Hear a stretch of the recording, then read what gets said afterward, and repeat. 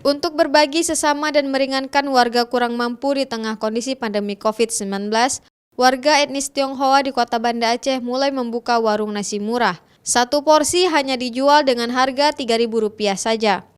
Setiap pembeli diwajibkan hendak membawa wadah tempat sendiri saat mengantri, serta di warung yang didirikan di depan kantor HK di kawasan Penayung ini juga diberlakukan protokol kesehatan untuk memutus rantai penyebaran wabah COVID-19.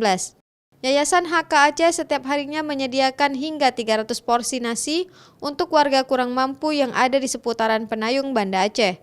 Nasi murah ini sebelumnya dibeli oleh Yayasan HK dari warung muslim yang ada di kawasan Penayung seharga Rp7.000 per porsi.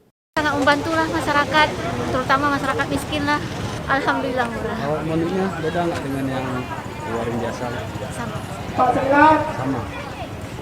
Tapi ada istimewa aja juga di sini ya, pakai terasi-terasi lah. Walaupun murah tapi enak ya? Enak.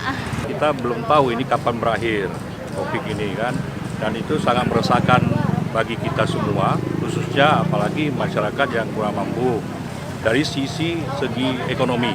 Nah, oleh sebab itu kita berinisiatif untuk membuat warung murah ini untuk membantu masyarakat duafa dan fakir miskin dan masyarakat pada umumnya. Warung nasi murah untuk meringankan warga kurang mampu di tengah kondisi pandemi COVID-19 ini akan dibuka selama 1 bulan ke depan. Setiap harinya HK menyediakan hingga 300 porsi nasi. Raja Umar, Kompas TV, Banda Aceh.